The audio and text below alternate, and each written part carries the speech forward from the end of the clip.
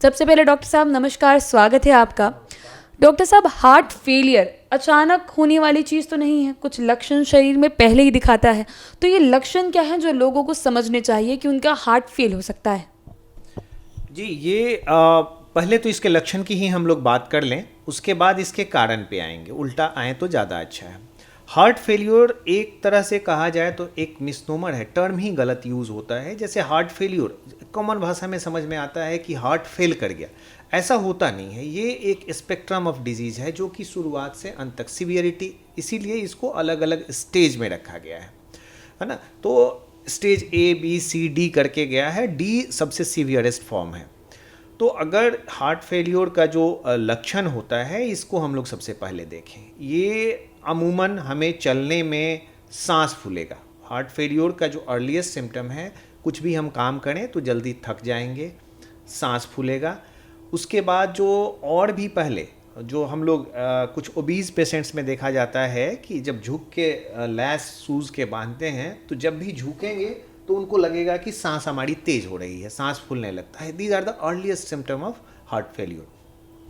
पैरों में सूजन हो जाना, रात में लेटते हैं तो उठ के मिडनाइट के बाद उठ के उनको खांसी होने लगेगी, सांस फूलने लगेगा, थोड़ा देर टहलेंगे तो फिर ठीक हो जाएगा, फिर वो लेट जाएंगे। इसको पीएनडी बोलते हैं। इसके आगे का जो स्टेज होता है, जैसे ही लेटेंगे सांस फूलने लगेगा, उठ के बैठ जाएंगे, फिर वो नॉर्मल हो जाएंगे, इसको ऑर्थोपनिया बोलते हैं। तो ये सब मुख्य लक्षण हैं, लेकिन ये अचानक सब में होते नहीं हैं। और हार्ट फेल्योर टर्म से घबराने की बात नहीं है। Heart failure stage by stage होता है।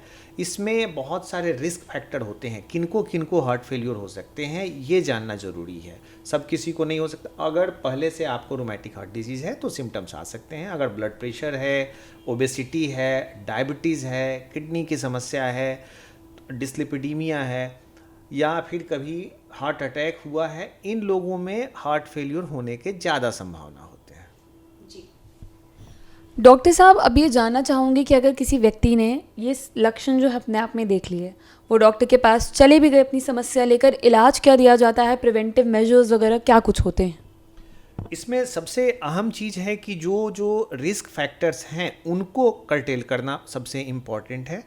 हम लोग उसके बाद उनका वर्कअप करके देखते हैं कि इनमें क्या क्या चीज़ें हैं। जैसे अगर डायबिटीज़ है, ब्लड प्रेशर है, uncontrolled blood pressure, suppose that कि आपका हार्ट काम सही कर रहा है लेकिन ब्लड प्रेशर आपका 200-240 रह रहा है, तो आप समझिए कि इतना ज़्यादा प्रेशर पे हमारे हार्ट को पंप करना पड़ रहा है, तो थकेगा जल्दी। इस केस में हम सिर्फ अगर ब्लड प्रेशर कंट्रोल कर दें तो पेशेंट के हार्ट फेल्योर के सारे सिम्टम चले जाएंगे। अगर बहुत ओबेसिटी है, वेट रिडक्शन करा दें।